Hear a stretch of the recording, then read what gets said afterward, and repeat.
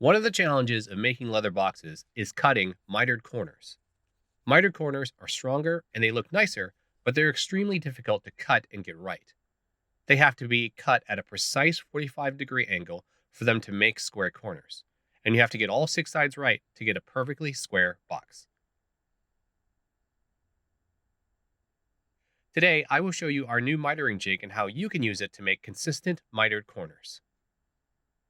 The jig has two sides, one 45-degree angle for making square boxes and one 60-degree angle for making hexagon boxes. To load your piece, unscrew the knobs and remove the top.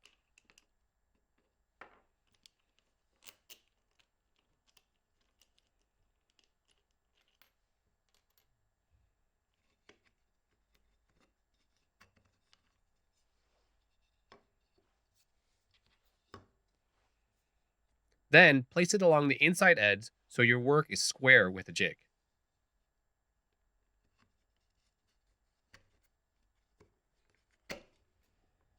Next, put back the knobs and tighten them down so that the leather is slightly snug.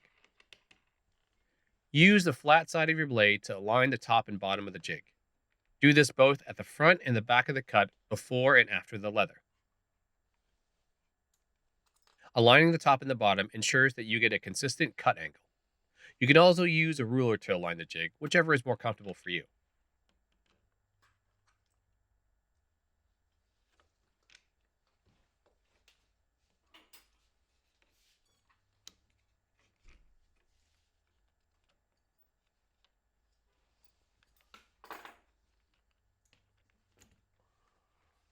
Now you're ready to cut your leather.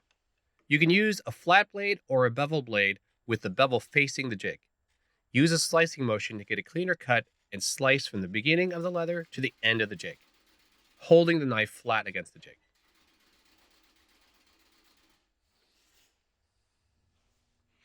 It's just as easy as that. If there's a little bit of cleanup, you can hold the jig in your hand and then go back with your knife from the opposite direction. Sometimes the leather gets pushed one way by the first cut, so going the opposite direction helps you to get those last stray bits. Now you have a nice flat miter. That's it for cutting a miter. I will pull it out of the jig and you can see that's a perfectly flat 45-degree angle exactly. The challenge of making miters is that if it's 42 degrees, 48 degrees, or something that's not a 45, you get these unsquare corners that make your box out of alignment. If I take another cut piece and butt it up against each other, you'll see that it's a square corner, which is what you want for a leather box.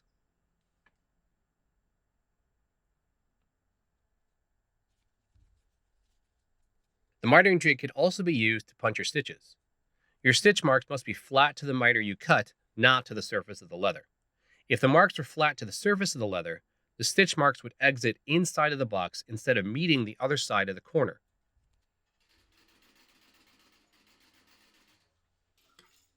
I score a line like usual, and then I lightly punch my stitch marks. These shallow holes give me a purchase to hold the irons in place when the leather is against the jig. When the leather is against the jig, I can use the holes to hold the iron steady and then punch them all the way down. Without the shallow holes already there, the iron tends to slide off the leather because there's nothing to grab onto. Now the leather is against the jig and the cut miter is against the surface. I then take my iron and make it 90 degrees to that punching surface. This will make the holes go through the mitered edge instead of inside of the leather.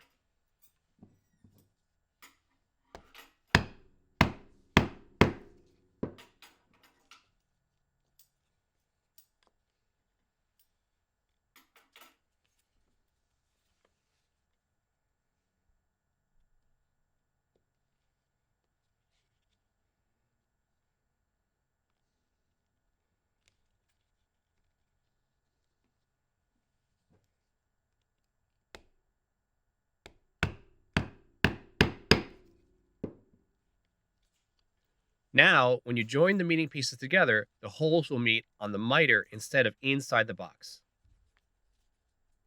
That's our mitering jig. It will help you with two challenging skills that you need for box making: cutting the mitered corners and then punching the stitches in those mitered corners.